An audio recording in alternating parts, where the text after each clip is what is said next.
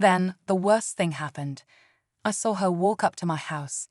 She was carrying a large envelope, looking over her shoulder like she was trying to make sure no one was watching. I panicked. Was she onto me? I quickly hid in the shadows, trying to stay out of sight as she walked up my front steps and dropped the envelope right on my doorstep. I waited for her to leave before I grabbed it. Inside, there was a stack of papers, plans, schematics, and names I didn't recognize. Something told me that I had just stumbled upon the missing link between Karen, the drugs, and whatever illegal operation she was running. But it wasn't enough. Not yet. And now I was too deep into this to back out. The walls were closing in. As I studied the papers, my heart skipped a beat. Among the schematics was a blueprint of my own house. I couldn't believe it. Karen had been watching me too. Not just for a few days, but for weeks. She knew my every move, every detail about my property. And that wasn't even the worst part. There was a list of names, but one stood out above the rest. Mark ***, the guy who had been giving me information, the guy who I thought was just a concerned neighbor. I froze. How could I have been so blind? Mark had been feeding me information all along, but now it was clear. He wasn't on my side. He was part of this operation. The realization hit me hard. Everything I thought I knew had just flipped upside down. Mark wasn't just a guy with insider knowledge. He was a player in this whole game, and he had been feeding me lies from the start. My pulse quickened as I thought about all the times I'd trusted him, all the times I'd confided in him. I needed to act fast. The papers in my hands were like a ticking time bomb. If Mark realized I figured it out, I wouldn't be safe anymore. I grabbed my phone to call for backup, but before I could dial, a loud knock came at my door. My heart stopped. I slowly moved toward the peephole, and my blood ran cold. It was Mark, and this time he wasn't smiling.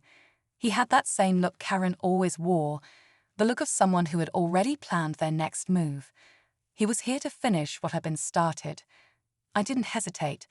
I ducked down, grabbed the papers, and stuffed them in my jacket. As quietly as I could, I moved toward the back door, hoping to slip out unnoticed. But before I could make it, the door slammed open. Mark stood in the doorway, blocking my only escape. His eyes were cold, calculating. "You're not going anywhere," he said, his voice steady, almost too calm. I could feel the weight of the moment, the tension, the danger, the overwhelming realization that everything I'd been working for had led to this confrontation. "What's your endgame, Mark?" I asked, trying to buy time. "What's your play here?" He smirked. "You really think you figured it all out, don't you? You think you've got me and Karen pinned down." He stepped closer, his voice dropping to a whisper. "You're not the only one with secrets, my friend. I've known who you are from the start. The moment you moved here, I knew you were DEA. The drugs, the meetings, the operations, all of it's been a setup. A trap." My stomach churned. This was bigger than I thought. Mark wasn't just part of Karen's operation. He had been manipulating me from the beginning. And the papers I had, they were bait. He was the one who planted them in my house. He wanted me to find them, to think I was uncovering the truth. But then, just as I thought things couldn't get worse, the door behind him creaked open again. This time, it wasn't Mark standing there. It was Karen, and she wasn't alone. She was holding a badge. A DEA badge. "You've been chasing the wrong people," she said, her voice icy. "This was never about drugs. It was about you." I froze. The twist hit me like a punch to the gut. Mark wasn't my enemy. Karen wasn't either. They were both working for *me*, my own team, my own operation, one I'd been unknowingly a part of the whole time. They had been testing me, pushing me to see how far I would go. And now I was standing at the center of a web I had no idea I was even in. "You've passed the test," Karen said, the coldness now gone from her voice. "Welcome to the team." I stood there, still in shock, as everything around me started to fall into place. The drugs, the secret meetings, the surveillance, it was all part of a larger operation, a deep cover investigation I had unknowingly been entangled in. Mark and Karen weren't the villains I'd thought them to be.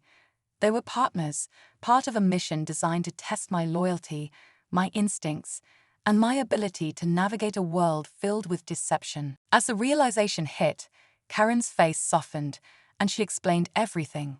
The HOA, the petty complaints, the drugs in my yard. It was all the carefully crafted ruse to see how I would react under pressure.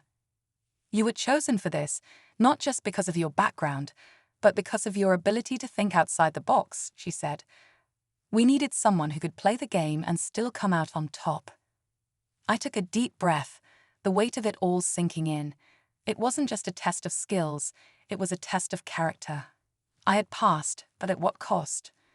I realized now that this job, this life, wasn't about simple right or wrong. It was about the choices you made in the gray areas. As I walked away, I knew this was only the beginning of something much bigger.